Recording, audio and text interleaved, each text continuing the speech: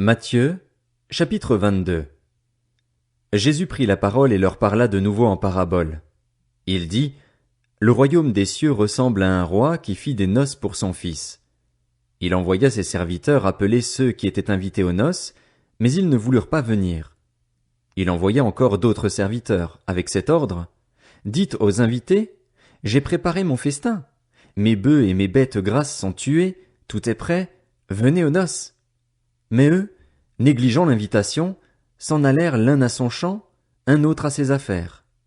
Les autres s'emparèrent des serviteurs, les maltraitèrent et les tuèrent. À cette nouvelle, le roi se mit en colère. Il envoya ses troupes, fit mourir ses meurtriers et brûla leur ville.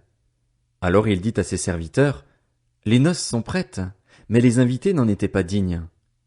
Allez donc dans les carrefours et invitez aux noces tous ceux que vous trouverez. Ses serviteurs s'en allèrent sur les routes. Ils rassemblèrent tous ceux qu'ils trouvèrent, mauvais et bons, et la salle des noces fut remplie d'invités. Le roi entra pour les voir, et il aperçut là un homme qui n'avait pas mis d'habit de noces. Il lui dit, Mon ami, comment as-tu pu entrer ici sans avoir d'habit de noces? Cet homme resta la bouche fermée. Alors le roi dit aux serviteurs, Attachez-lui les pieds et les mains. Emmenez-le et jetez-le dans les ténèbres extérieures, où il y aura des pleurs et des grincements de dents. En effet, beaucoup sont invités, mais peu sont choisis. Alors les pharisiens allèrent tenir conseil sur les moyens de prendre Jésus au piège de ses propres paroles. Ils envoyèrent vers lui leurs disciples avec les Hérodiens.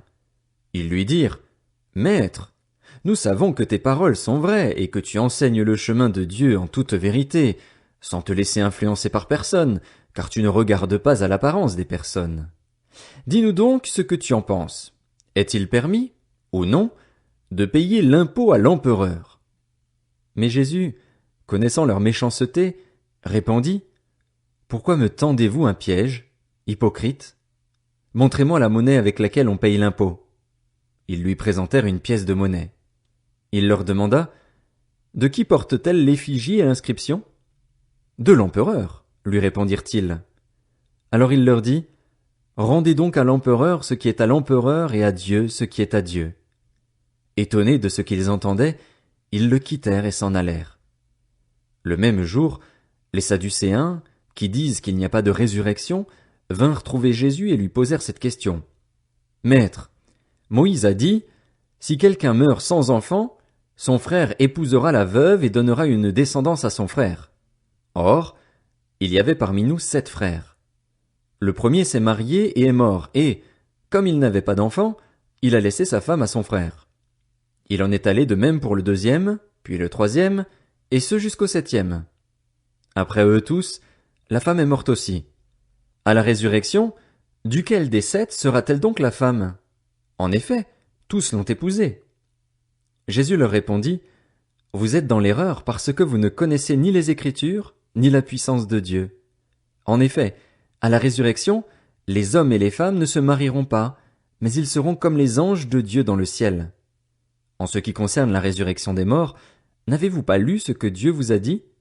Je suis le Dieu d'Abraham, le Dieu d'Isaac et le Dieu de Jacob. Dieu n'est pas le Dieu des morts, mais des vivants. La foule qui écoutait fut frappée par l'enseignement de Jésus.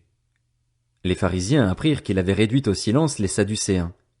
Ils se rassemblèrent et l'un d'eux, professeur de la loi, lui posa cette question pour le mettre à l'épreuve. Maître, quel est le plus grand commandement de la loi?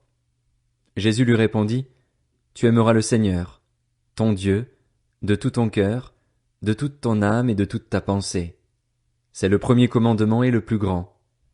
Et voici le deuxième, qui lui est semblable. Tu aimeras ton prochain comme toi-même. De ces 2 commandements dépendent toute la loi et les prophètes. Comme les pharisiens se trouvaient rassemblés, Jésus les interrogea en ces termes. Que pensez-vous du Messie? De qui est-il le fils? Ils lui répondirent, De David. Et Jésus leur dit, Comment donc David, animé par l'Esprit, peut-il l'appeler Seigneur lorsqu'il dit, Le Seigneur a dit à mon Seigneur, Assieds-toi à ma droite jusqu'à ce que j'aie fait de tes ennemis ton marchepied. Si donc David l'appelle Seigneur, comment peut-il être son fils? Aucun ne put lui répondre un mot. Et, depuis ce jour, Personne n'osa plus lui poser de questions.